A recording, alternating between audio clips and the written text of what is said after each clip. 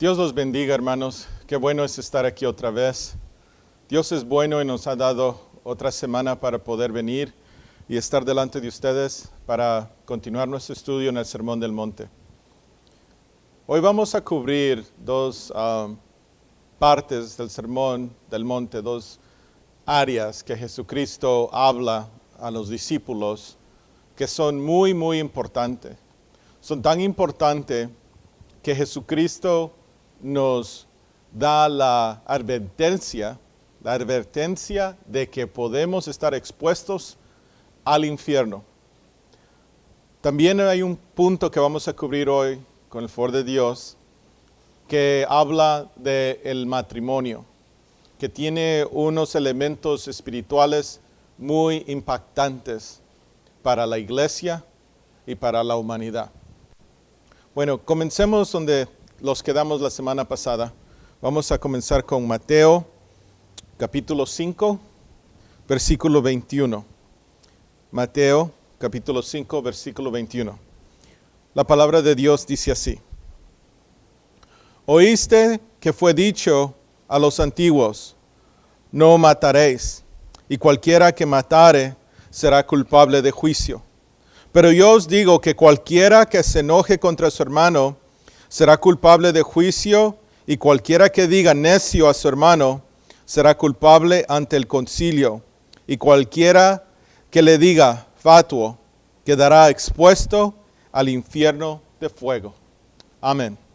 Padre Celestial, venimos este día delante de ti, dándote gracias por tu amor, tu bendición sobre nosotros, que nos has dado esta palabra que nos lava, que nos instruye, que nos guía al camino que debemos de caminar.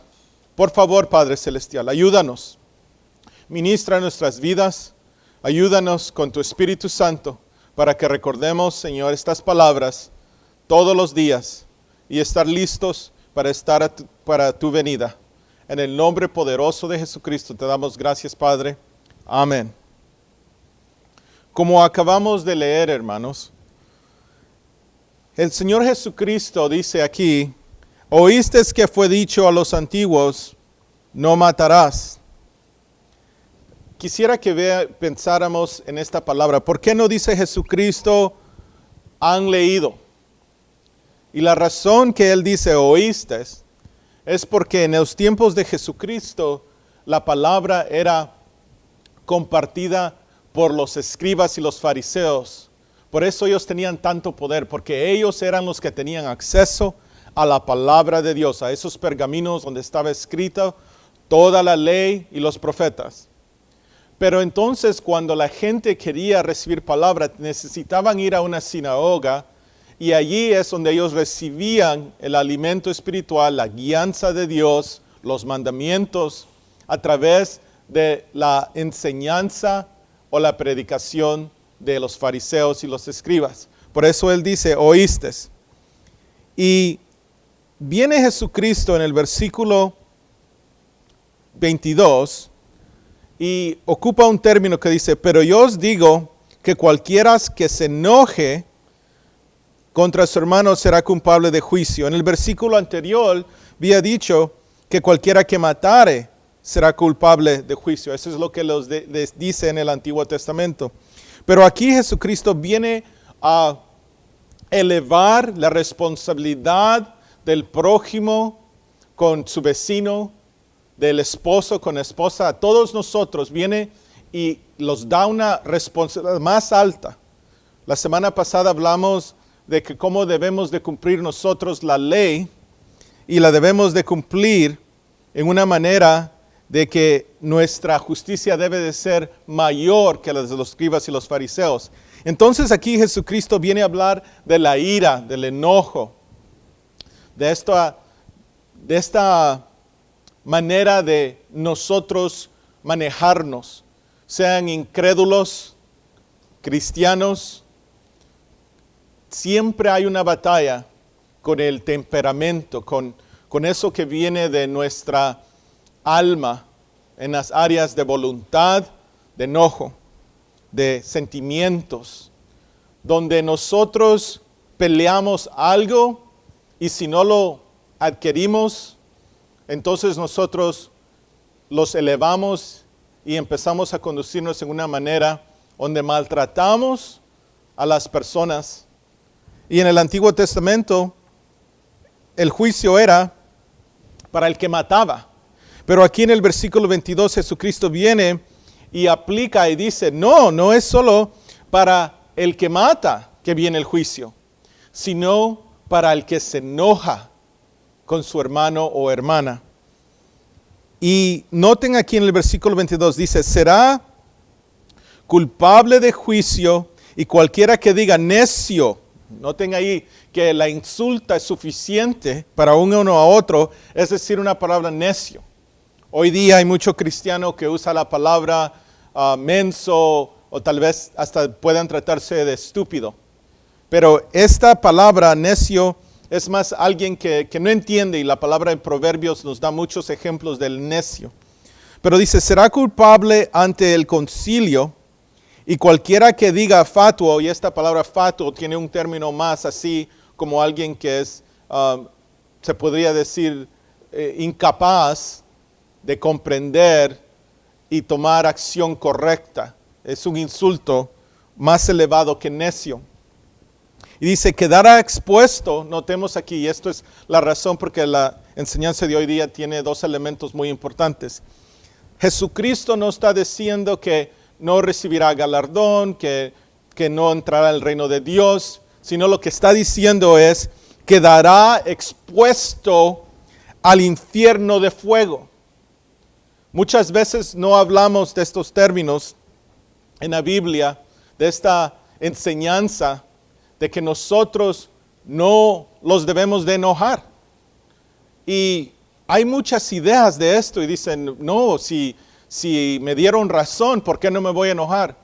Pero quiero que vean en las Escrituras, porque no es escucharme a mí, sino que es lo que dice la palabra de Dios, que el enojo no le pertenece al cristiano. A la nueva criatura en Jesucristo, llena del Espíritu Santo, se debe de manejar de una manera diferente.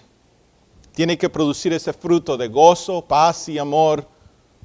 Y vamos a Efesios 4:26 para entender esto un poco más con enseñanza de la palabra. Porque aquí nos dice en Efesios 4:26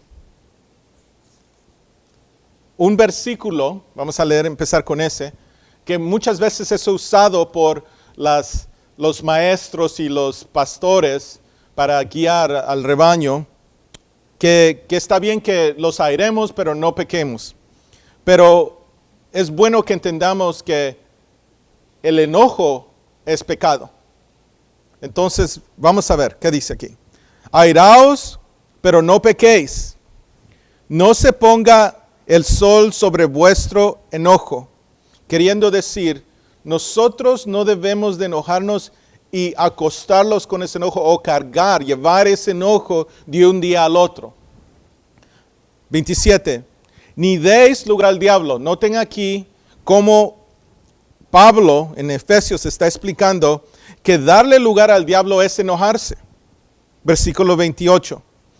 El que hurtaba no hurte más, sino trabaje haciendo con sus manos lo que es bueno, para que tenga compartir con el que padece necesidad.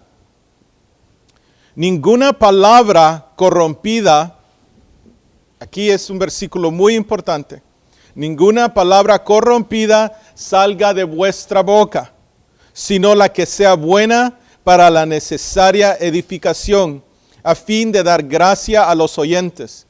Aquí está hablando de una manera que el enojo viene unido con esa manera de hablar, cuando una persona habla una palabra que no es de edificación. Versículo 30. Y no contristéis al Espíritu Santo de Dios, con el cual fuiste sellados para el día de redención. Queriendo decir que cuando nosotros nos enojamos, nosotros estamos contristando al Espíritu Santo cuando usamos palabras que no nos pertenecen, que no edifican. Esto es lo que estamos haciendo. Versículo 31. Quítense de vosotros toda amargura. Sabemos que muchas veces el enojo viene aliado o atado con la amargura.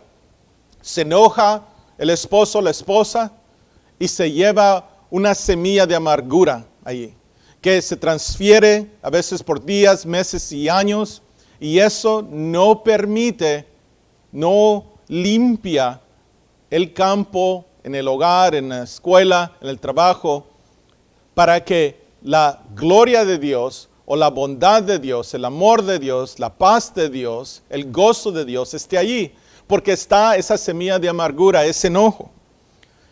Otra vez, 31. Quítense de vosotros toda amargura, enojo, ira, gritería y maldicencia y toda malicia. Antes sed benignos unos con otros, misericordiosos, perdonándonos unos a otros como Dios también os perdonó a vosotros en Cristo. Y aquí los regreso otra vez a lo que leímos en Mateo 5, en las primeras bienaventuranzas, donde los decía que bienaventurados los misericordiosos, Mateo 5, 7, porque ellos alcanzarán misericordia. Si estamos analizando esto, lo que sale de nuestra boca, nuestra conducta, produce algo, y o es bueno o es malo, pero está en nosotros, que nosotros permitamos que el Espíritu Santo haga esa obra, para que si tenemos un carácter, como muchas veces hemos crecido, que decimos, yo así soy, yo así nací. Mi papá tenía temperamento, mi mamá tenía temperamento. Es muy importante que rechacemos ese carácter de nuestras familias, porque no es bueno el carácter de enojo o de ira, pero que recibamos y busquemos el carácter de Cristo. Tal vez algunos dicen, pero Jesucristo se enojaba. Sí, cuando hizo una cuerda y empezó a golpear los animales en el templo. Hermano o hermana, si nosotros todavía somos ofendidos por el cónyuge, los hijos, los vecinos, quiere decir que el hombre viejo no está muerto. Quiere decir que no estamos crucificados en Cristo. Porque cuando estamos muertos en Cristo, entonces no puede responder este cuerpo a una ofensa porque está muerto. Cristo, cuando se enojó, no era porque Él era ofendido, sino era porque su Padre Celestial estaba siendo afrentado o ofendido. Y eso sí llevó a hacer algo que Él vio, especialmente en el ejemplo del templo, cuando todos estaban en mercadería en el lugar que Dios había dicho que era un lugar de oración. Es muy importante que veamos en los evangelios y en las escrituras que si alguien se molestaba, no era porque era molestado él en su propio ser, sino que era porque era una ofensa contra Dios. Y los profetas peleaban y gritaban y se molestaban con el pueblo de Dios. Pero no era porque ellos estaban protegiendo algo de ellos, sino que estaban protegiendo las cosas de Dios. Vamos a Primera de Juan para continuar estudiando esto. En Primera de Juan, capítulo 2, aquí podemos ver en el versículo 9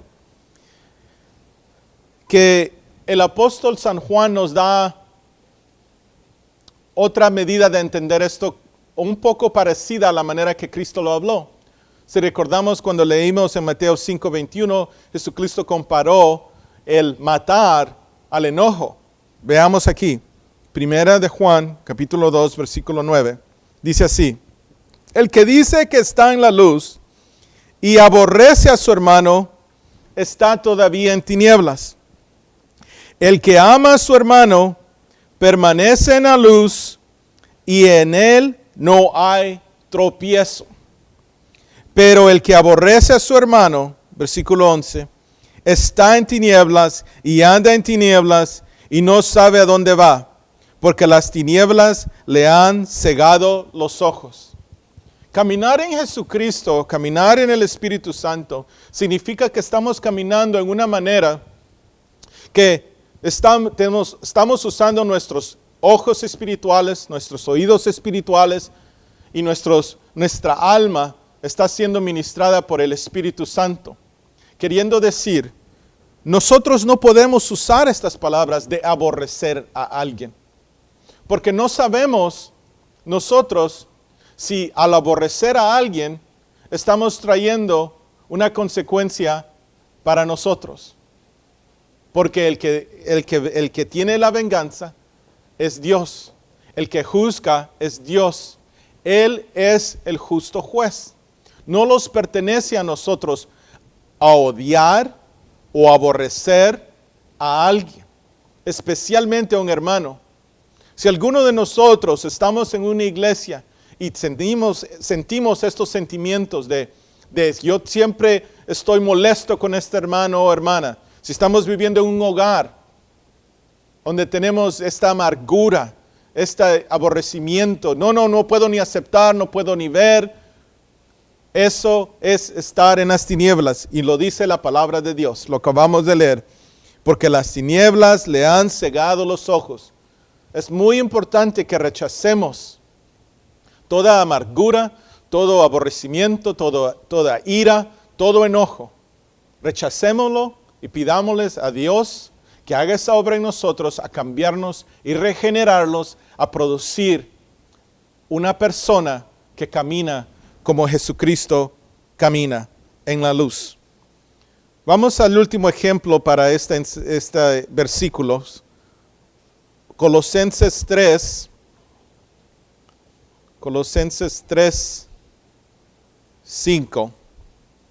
Aquí quisiera conectar como todo ¿por qué es que Jesús es tan drástico en decir que será expuesto al infierno de fuego? ¿Por qué Jesucristo? ¿Por qué la consecuencia es tan grande? Y veamos, Colosenses 3, 5 al 8. Dice así.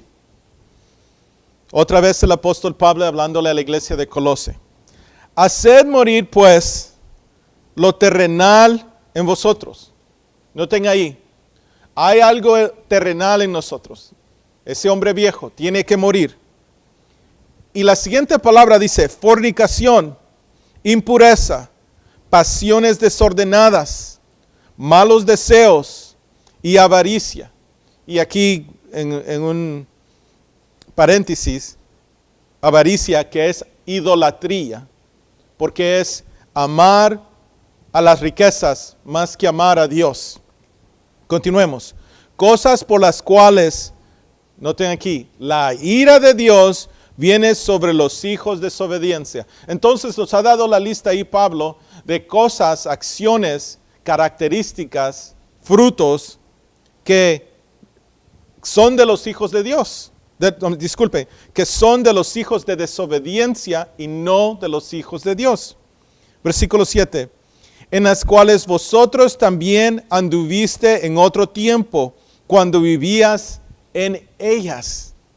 Queriendo decir, la manera de conducirse con enojo, ira, amargura, aborrecer a personas, es algo de la vida antes de conocer a Jesucristo. Cuando se viene a conocer a Jesucristo, nosotros debemos de manifestar el amor, la compasión, la misericordia de Cristo.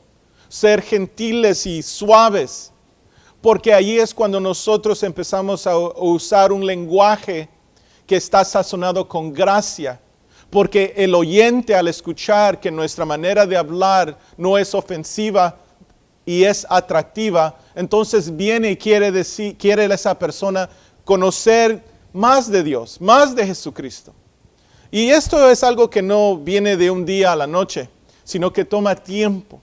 Pero ahí es donde nosotros, si estamos siendo ministrados por el Espíritu Santo, pidámosle a Dios que Él nos ayude con esto. El último versículo aquí, versículo 8.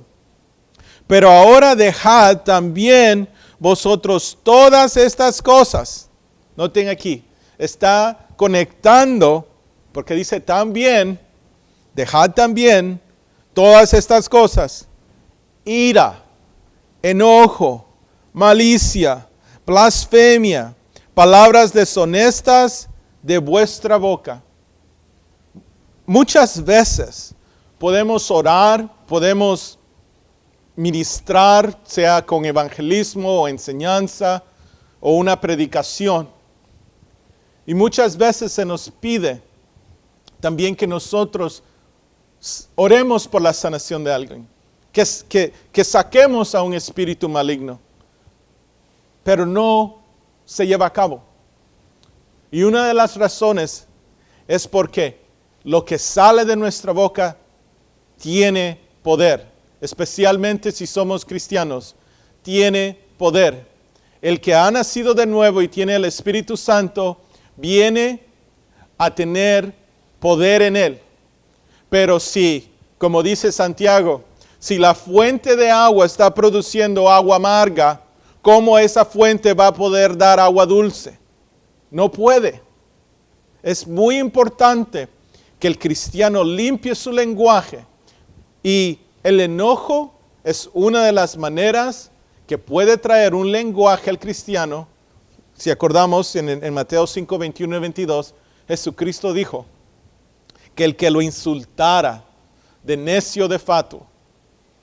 Es algo muy importante, hermano o hermana, si alguien está visitando por primera vez. Uno de los frutos del cristiano es cómo está manejando este versículo. Y estoy haciendo un énfasis muy grande y muy pesado, porque si vamos, con el favor de Dios, vamos a estudiar todo el Sermón del Monte. Pero en el Sermón del Monte solo hay dos partes que Jesucristo enfáticamente dice: estaréis expuestos al infierno. Regresemos a Mateo 5:23. En Mateo 5:23 podemos leer otra vez algo que a veces es conectado con el enojo, pero creo que tiene otro significado. Está tratando un poco más con la falta de perdón. Versículo 23 dice así: por tanto, si traes tu ofrenda al altar y allí te acuerdas de que tu hermano tiene algo contra ti, deja allí tu ofrenda delante del altar y anda, reconcíliate primero con tu hermano, y entonces ve y presenta tu ofrenda. Queriendo decir que si nosotros queremos darle algo a Dios, ¿qué tal si yo quiero darle a mi ofrenda del trabajo, de lo que las ganancias, sea por diezmo, ofrenda de amor o una ofrenda general? Pero vamos un poco más profundo. ¿Qué tal si la ofrenda que yo le quiero dar a Dios es mi cántico? Quiero estar en alabanza, quiero estar en el grupo de música, quiero estar involucrado en aspectos de diaconismo.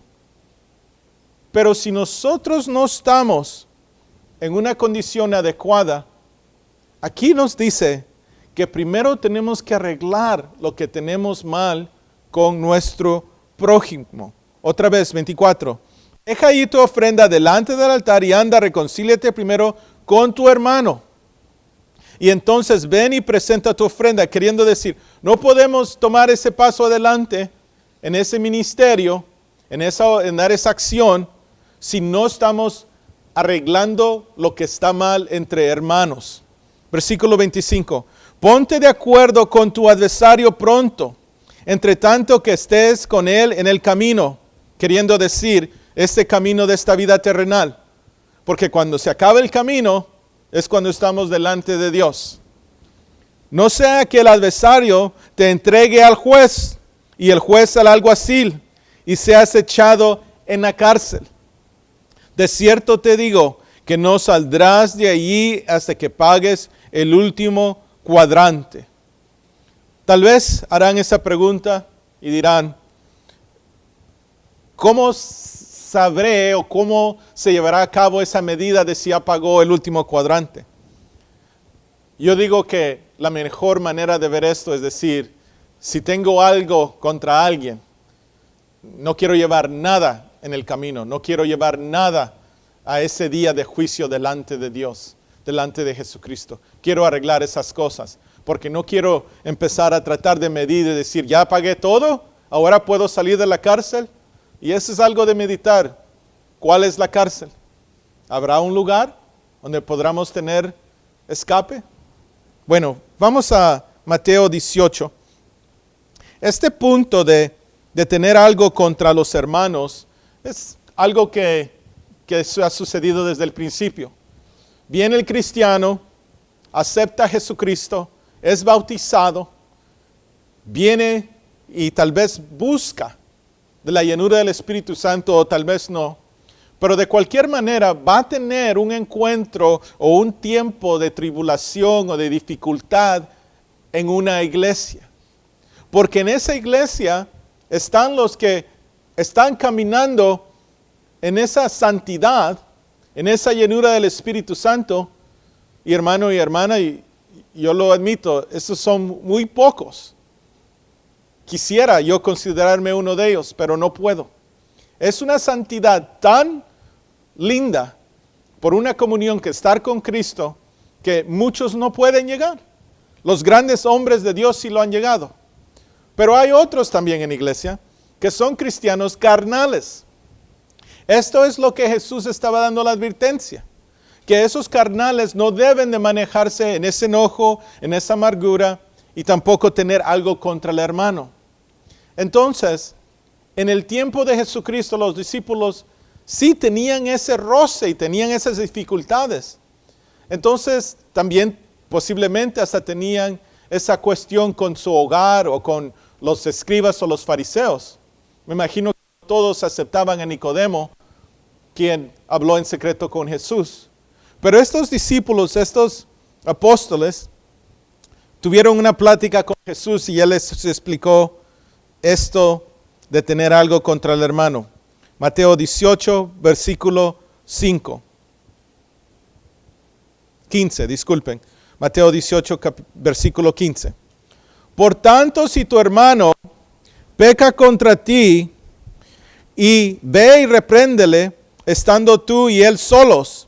Si te oyere, has ganado a tu hermano. Y aquí vamos a tocar un poco de la disciplina de la iglesia, pero no es el enfoque de hoy. Pero por favor sean pacientes. Mas si no te oyere, versículo 16, toma aún contigo a uno o a dos, para que en la boca de 2 o 3 testigos conteste toda palabra. Si no les oyere a ellos, dilo a la iglesia, y si no oyere a la iglesia, tenle por gentil y publicano. Aquí está muy drástica la disciplina que está hablando Jesucristo. Pero esta enseñanza viene a darnos algo que los ayuda a manejar esas relaciones donde nosotros todavía estamos cargando una falta de perdón con el hermano. Sigamos, 18. De cierto os digo que todo lo que atéis en la tierra será atado en el cielo, y todo lo que desatéis en la tierra será desatado en el cielo. Aquí se está tratando otra vez el poder de la palabra. Cuando nosotros confesamos, cuando nosotros oramos sobre algo, que Dios lo bendiga o que Dios esté ahí presente o el Espíritu Santo de Dios, entonces tiene ese poder de desatar aquí en la tierra, igualmente en el cielo. Eso es lo que está explicando aquí.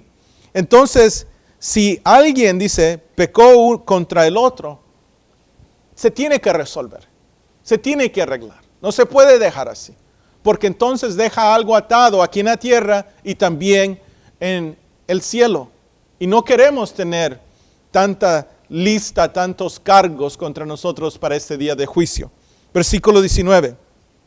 Otra vez digo, que si de vosotros se pusieren de acuerdo, si 2 de vosotros se pusieren de acuerdo en la tierra acerca de cualquier cosa que pidieren, les será hecho por mi Padre que está en los cielos. Porque donde están 2 o 3 congregados en mi nombre, allí estoy yo en medio de ellos. Queriendo decir que cuando los hermanos se reúnen a arreglar algo que está mal, algo que está causando falta de perdón o una ofensa, tiene que ser resuelta, y por eso tiene que haber testigos para que todo sea aclarado. Continuemos, porque aquí está el mejor punto. Versículo 21. Entonces se le acercó Pedro y le dijo, Señor, ¿cuántas veces perdonaré a mi hermano que peque que peque contra mí. Hasta 7 queriendo decir hasta la perfección, hasta que se acabe el tiempo. ¿Hasta cuándo? Porque el número 7 en la Biblia representa la perfección de Dios. Como los 7 días. Es la creación completa de Dios. Entonces Pablo usa ese término con Jesús. Hasta 7, versículo 22, Jesús le dijo, no te digo hasta 7, sino aún hasta 70 veces 7. Y aquí lo que Jesús le está diciendo a Pedro es que es una manera muy larga, muy grande. El perdón que nosotros damos tiene que ser muy durante, muy perseverante, paciente, por mucho, mucho tiempo. Y esta es una área que para nosotros es muy difícil. Pero traje esto porque muchas veces estamos tratando de traer una ofrenda delante de Dios. Pero si nosotros no hemos arreglado esto, entonces es mejor que no diéramos la ofrenda. Es mejor que no demos el diezmo o la ofrenda de amor o nuestro tiempo que es ofrendado a Dios o la alabanza, porque esto se tiene que arreglar. No lo digo yo, lo dice Jesucristo, lo leemos en Mateo 5, 23 al 26. Ahora vamos a adentrar a el otro punto en esta enseñanza de hoy, que dije yo, habían 2 que tienen una severidad muy grande con Dios. Y vamos a regresar a Mateo 5, 27. Mateo 5, 27, para leer esto. Dice aquí, oíste que fue dicho, no cometerás adulterio. Y aquí Jesucristo está hablando de ese mandamiento, de los primeros 10 mandamientos que Dios le dio a Moisés, que nos decía y nos dice hasta este día que no debemos cometer adulterio, queriendo decir, no debemos de estar en una relación sexualmente inmoral con alguien casado, sea que nosotros somos casados o la persona está casada. Eso es lo que habla en el 27. En el 28 dice, pero yo os digo que cualquiera que mira a una mujer para codiciarla, ya adulteró con ella en su corazón. Entonces aquí Jesucristo, otra vez, Él dice, pero yo os digo, queriendo decir, lo que han oído estuvo bien, pero aquí está algo mejor, que el que mira a una mujer para codiciarla, ya adulteró con ella en su corazón. Esto es algo que solo lo encontramos en el Nuevo Testamento. Queriendo decir, en el Antiguo Testamento el hombre podía robar, podía cometer adulterio, pero si no habían testigos, no había alguien que lo encontraba en el acto del pecado, ese judío, esa persona que seguía los mandamientos de la ley y los profetas o del Antiguo Testamento, estaba bien, se sentía bien. Pero Jesucristo viene a decir, no, si aquí un hombre en su corazón está meditando codiciar algo, una mujer que no le pertenece a él, allí él ha adulterado en su corazón.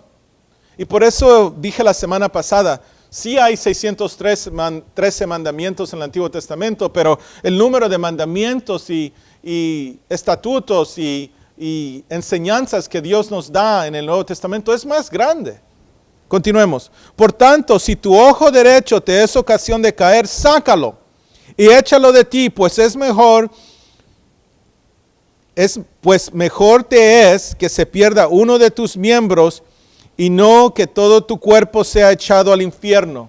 Y ahí estamos en el segundo versículo que dice, hay que poner mucha atención a esto. Normalmente tratamos esto con los varones, pero también aplica a las mujeres. Hermanos y hermanas, los dos podemos caer en esto. Que sea que nosotros estemos codiciando a alguien, viendo algo que no es bueno para nosotros.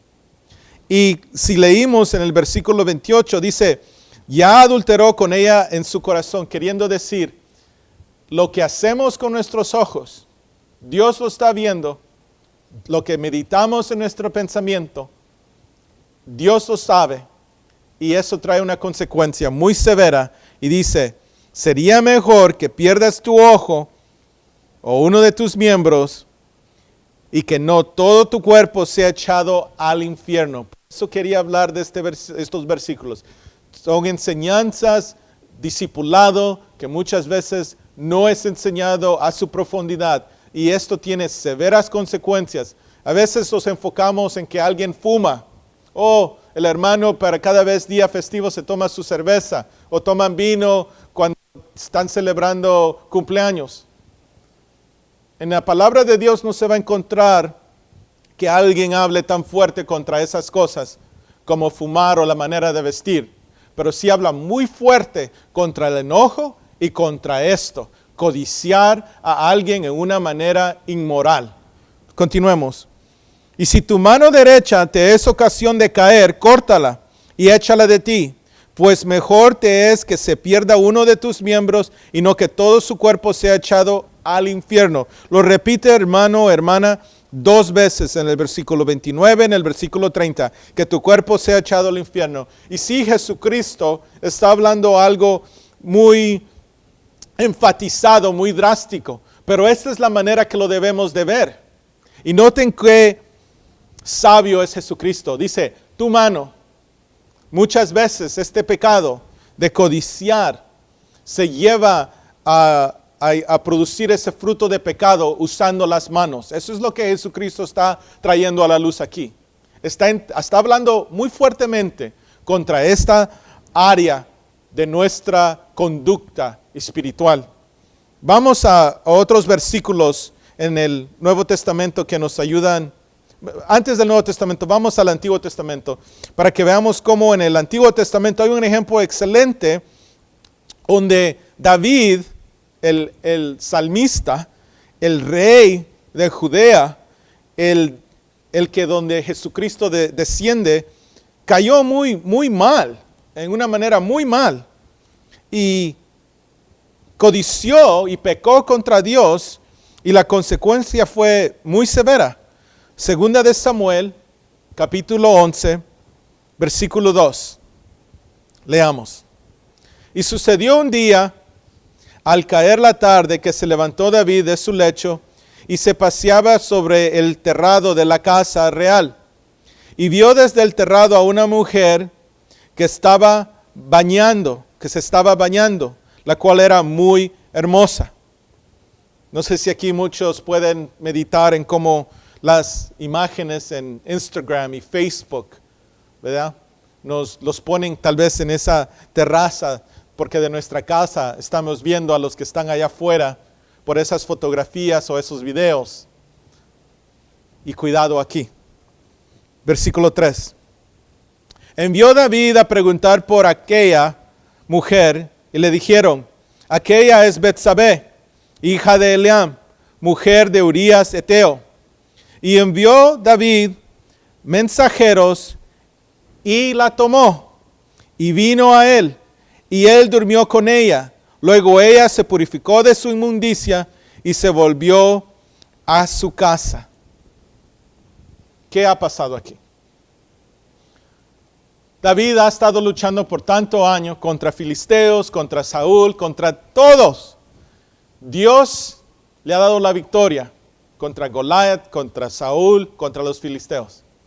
Pero noten aquí que en la misma manera que Sansón podía derrotar a cantidades de ejércitos, cuando tocaba pelear y tener victoria contra el pecado de la codicia, cayó. Así como Sansón cayó. Porque fue por una mujer que él cayó. Y así David ahora, al mirar, al codiciar, así empezó esto. Él estaba allí y hoy día nosotros no necesitamos estar en ese palacio o esa casa real, sino que solo podemos ir a nuestros teléfonos, a nuestras computadoras y podemos empezar a meditar, pensar en alguien y tal vez decidimos, voy a mandar un mensaje de saludo, voy a hacerle un recuerdo porque antes los conocíamos, tenemos tiempo. Hermano, hermana, cuidado, cuidado con este pecado, cuidado. Vamos al Nuevo Testamento para explicar este punto que hablaba de cómo el pecado crece y aumenta cuando nosotros vemos y codiciamos, así como Eva codició el fruto del árbol prohibido. Por favor, vamos a Santiago 1, versículo 12. Santiago 1, versículo 12. Dice aquí: bienaventurado el varón que soporta la tentación, porque cuando haya resistido la prueba, recibirá la corona de vida que Dios ha prometido a los que le aman. No sé si esto les recuerda de Jesucristo decirle: si me amáis, obedeced mis mandamientos. Lo dice en Juan varias veces, Juan 14. Entonces, nosotros vamos a ser tentados, pero somos bienaventurados si podemos soportar esa tentación. Versículo 13. Cuando alguno es tentado, no diga que es tentado de parte de Dios. A veces eso nos acostumbra a decir: no sé, pero creo que Dios trajo esa imagen a mi vida, a mi teléfono. Yo no creía que esto podía llevarse a cabo. Fue una coincidencia, fue algo que no sé cómo se llevó a cabo. No es de parte de Dios. Esto es lo importante, la tentación. Porque Dios no puede ser tentado por el mal, ni Él tienta a nadie. El que viene a tentarnos es el enemigo. El que viene a tentarnos es nuestros propios deseos, deleites de la carne, nuestra concupiscencia. Versículo 14. Sino que cada uno es tentado cuando de su propia concupiscencia es atraído y seducido. Por esa es la razón que David cayó. Él estaba descansado, comido, había dormido hasta la tarde, hora, y ahora estaba viendo una mujer desnuda bañándose. Y así entró esa concupiscencia que fue atraído. Cuando alguien cae en este pecado de codiciar y llegar a un lugar inmoral, sexualmente inmoral, empieza poco a poco, poco a poco. Es mejor no tener esas amistades que vienen a traer tentación. Esas personas que tal vez a veces de nuestro profundo corazón queremos amar y traer a los pies de Cristo, pero si a la misma vez estamos siendo tentados, tengamos cuidado. Versículo 15. Entonces la concupiscencia, después que ha concebido, da a luz al pecado. Y el pecado, siendo consumado, da luz a la muerte. Ahora espero que estemos viendo en este versículo por qué Jesucristo hablaba tan fuerte contra este pecado. Que en 2 versículos, en el 29 y en el 30, nos dijo que podíamos estar expuestos al fuego del infierno. Es porque sí, este pecado puede consumir y puede traernos la muerte espiritual. No solo la muerte física, pero la espiritual. Porque esta es la misma manera que Eva y Adán cayeron. Ellos estaban en ese jardín y ellos tenían delante de ellos la oportunidad de caminar todos sus días con Dios, pero escogieron en vez caminar con el enemigo, probar de ese fruto prohibido y deleitarse en eso que era codiciable, que era atractivo a los ojos. Versículo 16 dice así: amados hermanos míos, no erréis, no erréis. Vamos a otro versículo, y yo sé que estoy marcando esta enseñanza muy fuerte con muchas escrituras, pero quiero que no se olvide estas 2 áreas que Jesucristo nos habló tan fuerte y los instruyó, porque estamos expuestos al infierno cuando desobedecemos, cuando no estamos caminando en lo que Dios quiere para nosotros. Primera de Tesalonicenses, capítulo 4, versículo 3. Primera de Tesalonicenses, capítulo 4, versículo 3. Dice así: pues la voluntad de Dios es vuestra santificación, que os apartéis de fornicación. Y aquí la palabra fornicación no es como la palabra adulterio, sino que aquí está hablando un poco más expansa, queriendo decir no solo al casado, sino que esa fornicación que puede cometer, como en el versículo 30 que leímos en Mateo 5:30, donde Jesucristo decía, si tu mano te da razón para caer en este pecado, es mejor cortarla. Dice aquí, que cada uno de vosotros sepa tener su propia esposa. Noten aquí, está conectando la santidad con la separación de fornicación, que también separar de su propia esposa en santidad y honor. Que cada uno de vosotros sepa tener su propia esposa en santidad y honor, no en pasión de concupiscencia, como los gentiles que no conocen a Dios. Que ninguno agravie ni engañe en nada a su hermano. Y aquí está hablándonos en una manera muy expansa Pablo, queriendo decir que cada vez que nosotros podemos codiciar o cometer algún acto inmoral, estamos últimamente ofendiendo a un hermano, sea en la iglesia, sea el padre de esa muchacha o el esposo de esa mujer, y viceversa para las mujeres. Es contra un hermano o hermana. Porque el Señor es vengador de todo esto, como ya hemos dicho y testificado, pues no nos ha llamado Dios a inmundicia, sino a santificación. Así que el que desecha esto, no desecha al hombre, sino a Dios, que también nos dio su Espíritu Santo. Y para hacer este resumen de estos versículos, la santificación, la voluntad de Dios, es que nosotros estemos en una condición donde estamos purificándonos, santificándonos de cualquier cosa de inmoralidad. Noten aquí los ejemplos que leímos de matrimonio, de casa, de hogar, de honrar a los hermanos. Pero en el versículo 8 los habla no más que hemos estudiado antes. Tal vez ese pecado que lleva a muerte. Si nosotros los vamos en una manera equivocada en el que concierne a la inmoralidad, fornicación, adulterio, entonces nosotros no estamos desechando a hombre, sino a Dios, que también nos dio su Espíritu Santo. Tengamos cuidado de esto, hermanos. Regresemos a Mateo 5:31 para concluir esta enseñanza de este día, pero todavía nos falta un poco. Pero quisiera que estos versículos del Sermón del Monte son muy profundos y tal vez esta enseñanza no es suficiente para cubrirlos. Pero vamos a ver, porque solo hemos cubierto unas cuantas partes. Mateo 5:31.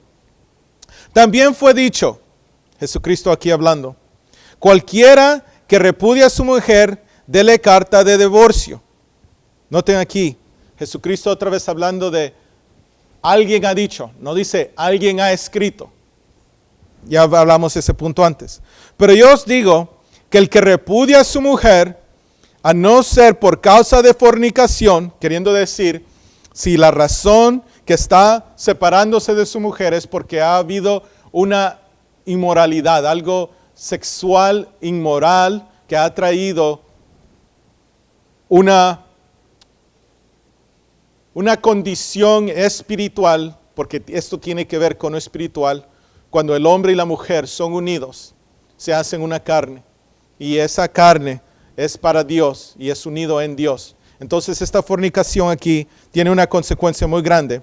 Dice, hace que ella adultere, y el que se casa con la repudiada comete adulterio. Queriendo decir, no es que las cosas cambian solo porque ya esas personas no están juntas, sino que la unión que Dios hizo en ese matrimonio es tan fuerte, tan grande, tan maravillosa que aunque estén separados, divorciados, si esa persona se vuelve a convivir con alguien en una unión sexual, ahora está cometiendo adulterio, aunque ya no está casada con esa persona.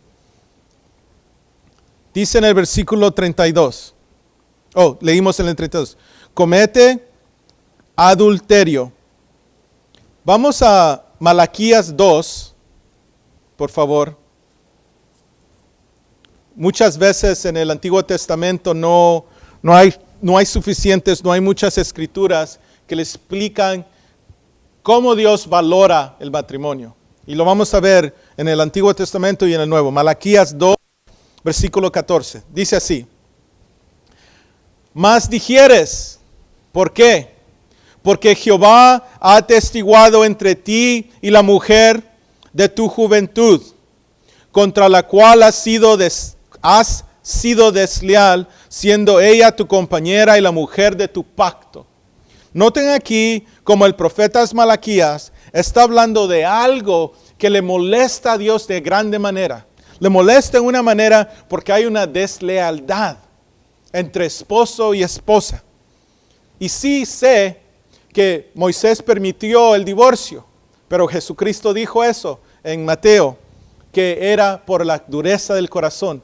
Pero no importaba que en el Antiguo Testamento eso se llevó a cabo. Aquí en Malaquías está muy claro que esto no le agrada a Dios. Leamos, 15. ¿No hizo él uno, queriendo una carne? Habiendo en él abundancia de espíritu. ¿Y por qué uno? Porque buscaba una descendencia para Dios. Aquí este versículo en el 15 en medio, porque buscaba una descendencia para Dios. Lo vamos a ver un poco más en Efesios. Pero la intención de Dios en Adán y Eva era que el primer mandamiento que fue dado, sed fructíferos y multiplicarse, para toda la tierra sea para estos hijos de Dios. Pero lo que sucedió es que Adán y Eva no pudieron darle esa descendencia a Dios. El único que puede darle esa descendencia a Dios hoy es Jesucristo. Pero cuando el matrimonio no se maneja en la manera que Dios dice, estamos quitándole la descendencia a Dios. Continuamos. Guardaos pues en vuestro espíritu y no seáis desleales para con la mujer de vuestra juventud. Porque Jehová Dios de Israel ha dicho que Él aborrece el repudio.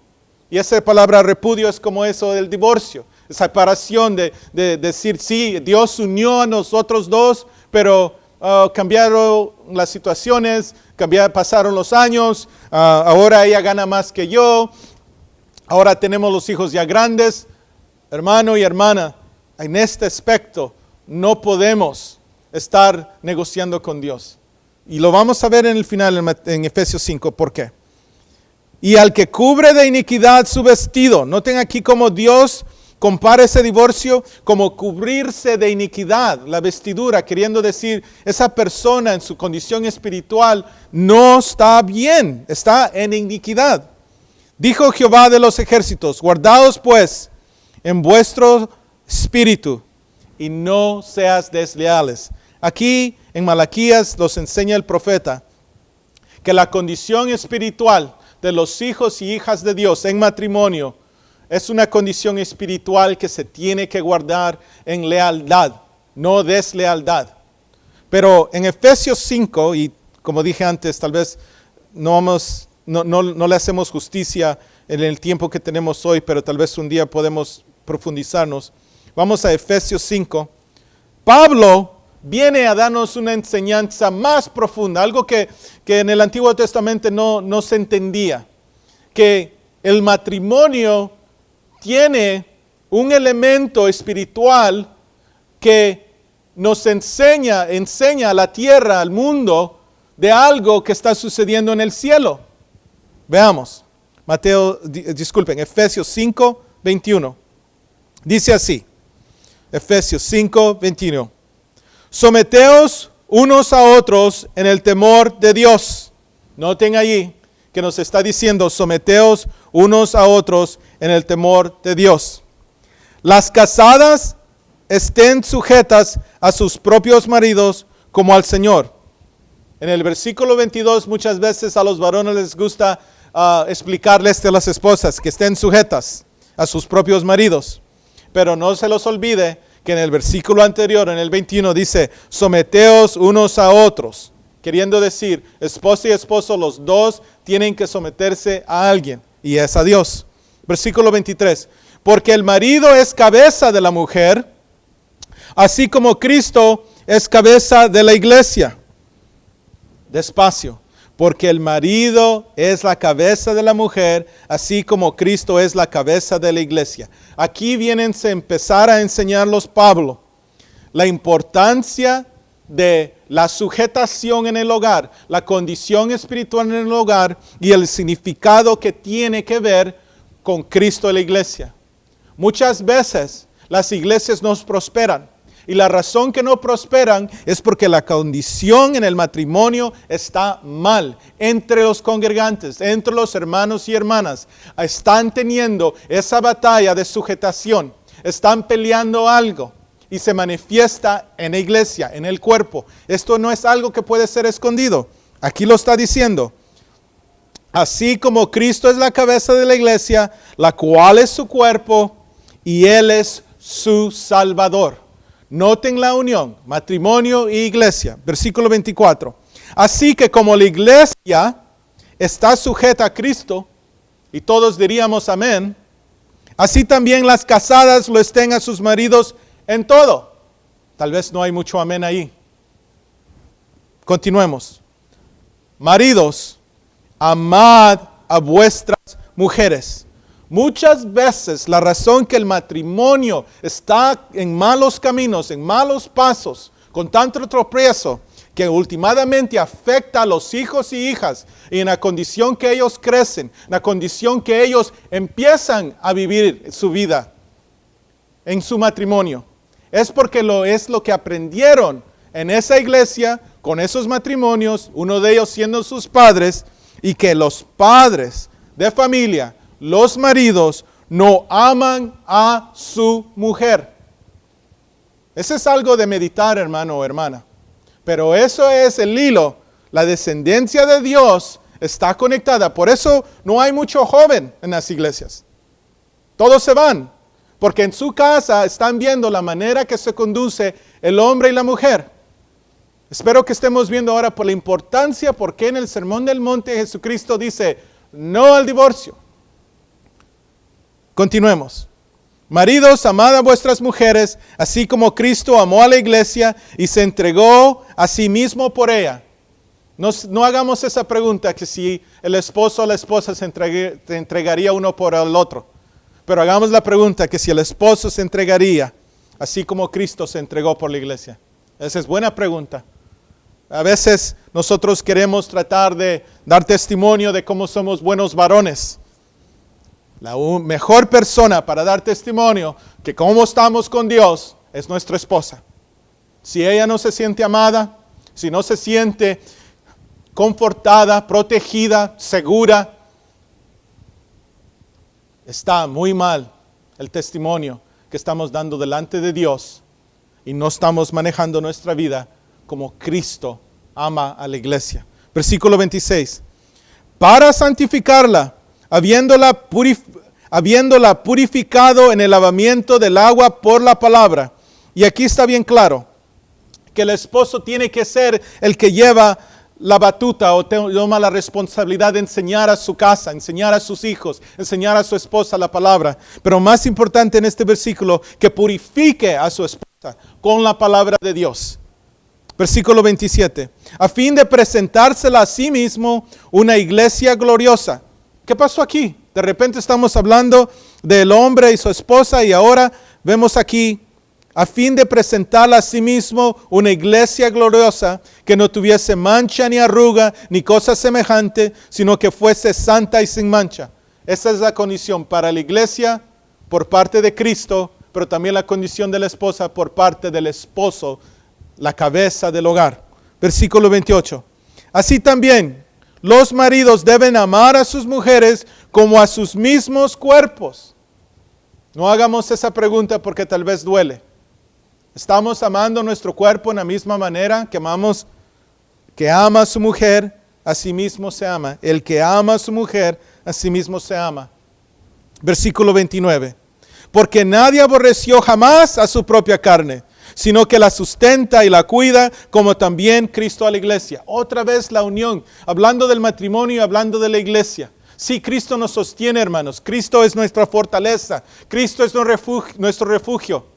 De la misma manera debe de ser la esposa con su esposo. Tiene que encontrar ese auxilio, ese refugio, ese albergue en su esposo. Si no lo encuentra, está muy mal la situación. Versículo 30. Porque somos miembros de su cuerpo, de su carne y de sus huesos. 31. Por esto dejará el hombre a su padre y a su madre, y se unirá a su mujer, y a los dos serán una sola carne. ¿Se recuerdan lo que decía uno en Malaquías? ¿Se recuerdan en Génesis cuando Dios trajo a Adán y Eva juntos? Esto es lo que Pablo está conectando. Está conectando que el problema empezó desde el principio. ¿Por qué estaba Eva sola? ¿Por qué Adán le echó la culpa a ella? Algo de meditar, hermanos. Regresemos aquí. Versículo 32. Grande es este misterio, mas yo digo esto respecto de Cristo y de la iglesia. Por lo demás, cada uno de vosotros ame también a su mujer como a sí mismo. Y la mujer, y aquí está la responsabilidad de la mujer en el hogar, respete a su marido. Si el esposo no está amando a la mujer y la esposa no respeta al marido, los hijos sufrirán la consecuencia. Los hijos producirán esos mismos espinos de hijos o tal vez ni se casarán. Porque es muy difícil que alguien que no aprenda, que no sea purificado por esa palabra, crezca y dé buen fruto. Un árbol para producir buen fruto necesita ser cuidado. Y todos nosotros en la iglesia debemos de cuidarnos. Para mí no hay un ministerio más importante en la iglesia que el de matrimonios. Porque si no estamos en esa unión de un espíritu, de un sentir, de un pensar en la iglesia, en los matrimonios, entonces los hijos en esa iglesia, de todas esas parejas, sufrirán consecuencias. Se apartarán, se irán por muchos lugares, muchos caminos, porque grande y ancho es el camino que lleva a la perdición. Pero cuando el marido, cuando el esposo, cuando el cabeza de hogar toma la responsabilidad, y no como Adán que le echó la culpa a Eva, pero que dice, todo lo que está mal o bueno en esta casa, Señor, es mi responsabilidad. No es por ti, sino es por mí. Tú me has dado esa responsabilidad. Ahí empieza. Hermano, hermana, esta enseñanza ha llegado a su fin, pero quisiera que por favor oráramos, porque lo que cubrimos hoy, el enojo, el adulterio, codiciar inmoralmente, tiene consecuencias muy grandes, expuesto al infierno. Pero también esta última parte del divorcio. El cristiano no debe mencionar divorcio. No puede, no debe. Es algo que Dios ha unido y nadie debe desatar, ningún humano. Meditemos en estos versículos. Espero que sea el Espíritu Santo que les dé luz y revelación y no hombre. No es mi palabra. Vamos a orar. Padre Celestial, te damos gracias. Te damos gracias porque tú eres grande, maravilloso, bueno y todo te pertenece a ti, Padre. Te damos gracias por tu Hijo Jesucristo, que vino a esta tierra y murió por nosotros, derramando su vida, su sangre en esa cruz. Padre, nos has dado tu Espíritu Santo. Un Espíritu Santo que nos da aliento, que nos da vida para ser hombres y mujeres que tienen palabras de gracia y no de iniquidad. Nos has dado un corazón nuevo, no de piedra, un corazón de carne, donde no se escucha ni se siente la palabra aborrecer, odio o falta de perdón. Ese es tu propósito en darnos tu Espíritu Santo. que seamos hechos en la semejanza a Jesucristo. Oh Padre Celestial, nos has hablado del divorcio, nos has hablado de codiciar. Oh Padre Celestial, que honremos a nuestras esposas, que honremos la iglesia y no adulteremos con nuestros ojos o nuestros corazones. Y últimamente, Señor, que cada hogar, que cada matrimonio en esta iglesia y en todas las iglesias que son de Cristo, que no maltratemos el amor de Cristo a su iglesia y demos testimonio en nuestro hogar de esa manera. Que nosotros seamos hombres que amemos a nuestros esposos, a nuestras esposas, y que las esposas respeten a sus maridos.